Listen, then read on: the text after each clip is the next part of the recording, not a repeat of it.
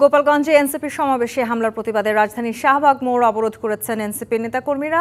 এ বিষয়ে বিস্তারিত জানাতে শুরুতে আমাদের সাথে যুক্ত হচ্ছেন হাসিব পান্থ। হাসিব, ব্লকেড কর্মসূচির কি পরিস্থিতি দেখছেন সেটি আমাদের জানাবেন। এরপরে আমরা আপনার কাছ থেকে কারণ বাজারে যেতে চাই, আমাদের সহকর্মী কামরুল অপেক্ষা করছেন সেখানে। হাসিব। তন্নি, যেমনটি বলছিলেন, আসলে ব্লকেড কর্মসূচি ছিল।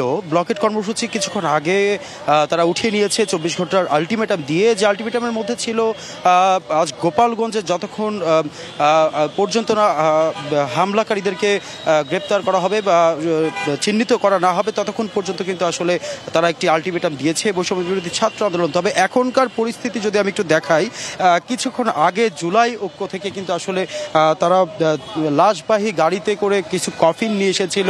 অর্থাৎ আজকের বর্তমানের যে আসলে আইন শৃঙ্খলা বাহিনীর যে তৎপরতা বা আইন শৃঙ্খলা রক্ষাকারী বাহিনীর যে ভূমিকা, সেই বিষয়গুলো নিয়ে কিন্তু তারা একটি প্রতীকী কফিন মিছিল করেছে এবং কফিন মিছিলের একটি পর্যায়ে কিন্তু তারা এখানে এসে তাদের প্রতিক্রিয়া জানিয়ে কিন্তু তারা এখন বের হয়ে গিয়েছে। এবং আমি যদি একটু বলি, আজ বিকাল থেকেই কিন্তু ব্লকেড কর্মসূচি ছিল।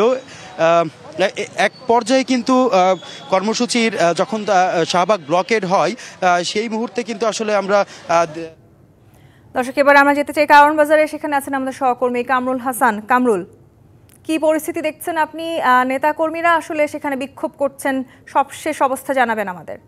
তন্নি, পূর্ব নির্ধারিত ঘোষণা অনুযায়ী এনসিপির যে কর্মসূচি ছিল গোপালগঞ্জের যে পদযাত্রা, সেই পদযাত্রায় আজকে নেককারজনক একটি হামলার ঘটনা ঘটেছে। আপনি নিশ্চয়ই জানেন। সেই হামলার ঘটনার প্রতিবাদ স্বরূপ কিন্তু ঢাকা মহানগর উত্তর এবং ঢাকা মহানগর দক্ষিণের যে এনসিপির রাজনৈতিক যে নেতৃবৃন্দরা রয়েছেন তারা কিন্তু তাদের বাংলা মোটরের যে কেন্দ্রীয় কার্যালয়টি রয়েছে সেই কার্যালয় থেকে মশাল মিছিল বের করে এবং সেই মশাল মিছিলটি বাংলা মোটর থেকে কারওয়ান বাজারে এসে অবস্থান নেয় এবং এখানে এসে এখানকার যে নেতৃবৃন্দরা রয়েছেন তারা বক্তব্য রাখেন এবং এখানে যে বক্তব্যটা রেখেছেন তারা বলছেন যে আগামী 48 ঘন্টার মধ্যে গোপালগঞ্জে এনসিপি নেতৃবৃন্দদের উপর যারা হামলা চালিয়েছে তাদের বিচারের আওতায় আনতে হবে, অন্যথায় তারা সারা দেশে কঠোর কর্মসূচি পালন করবেন। পাশাপাশি একটু জানাতে চাই, আগামীকাল ঢাকা মহানগর উত্তর এবং ঢাকা মহানগর দক্ষিণ এলাকায় যে কয়টি থানা রয়েছে সেই থানাগুলোর সামনে তারা